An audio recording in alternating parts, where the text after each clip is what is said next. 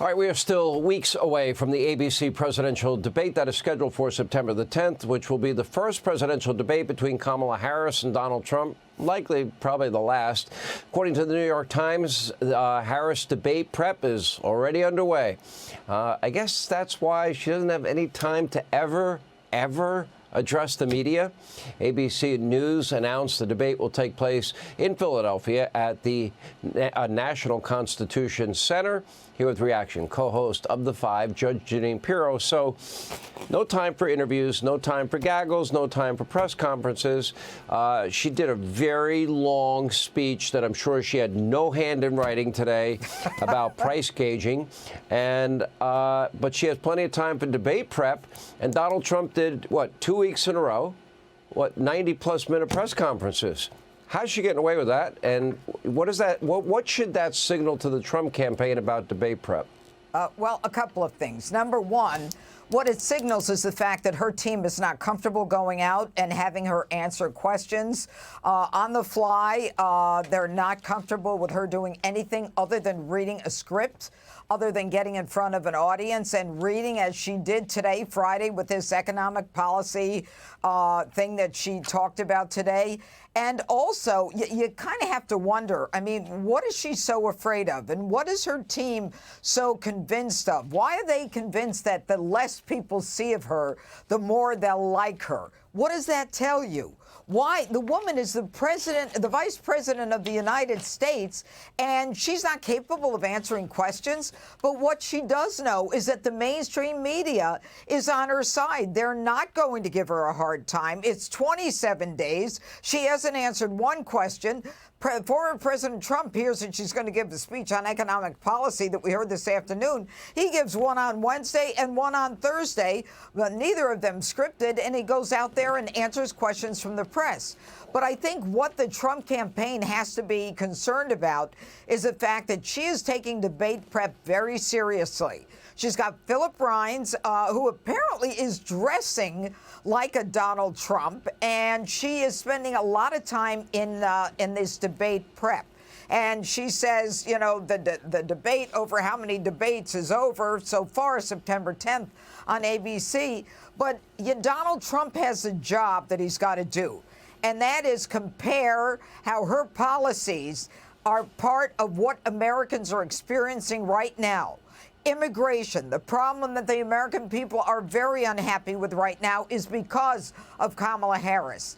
The economy and the problems that Americans have is because of Kamala Harris. She is a left-wing progressive, and it's up to former President Trump to make it very clear who this woman is, what she stands for. She can come out and say every day of the week, Sean, that she's a prosecutor and I prosecuted this and I prosecuted that. And by the way, Google's allowing her and a lot of the media to make up her own headlines. We saw that at the beginning of the week, and nobody's saying a word. She's just changing it, and everybody's like, okay, whatever. But she can say she's a prosecutor, but is she really?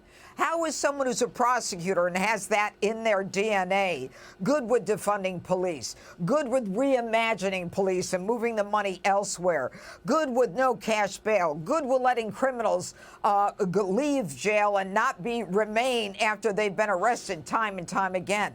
This is not a true prosecutor. This is a woman who supported the Minnesota Bail Fund.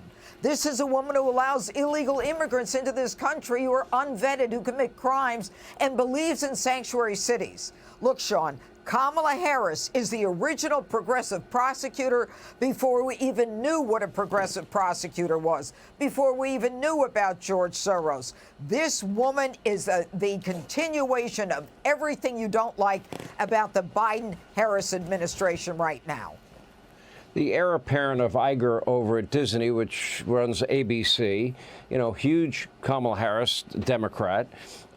This is the network where ABC News correspondent Rachel Scott had all the hostile questions. I think their chief political correspondent is Georgie Stephanopoulos. Why do I think that they're all going to be ganging up on Trump in that debate? And they're going to do everything. This will be their big campaign donation to her. And I'm not even sure if she'll ever do an interview, ever do a press conference. I mean, when does she get confronted with her own words on all of the positions you mentioned and more? Oh, you mean like in 2019 when she ran for president? And she said on day one, the first day of her being president, she will secure the border.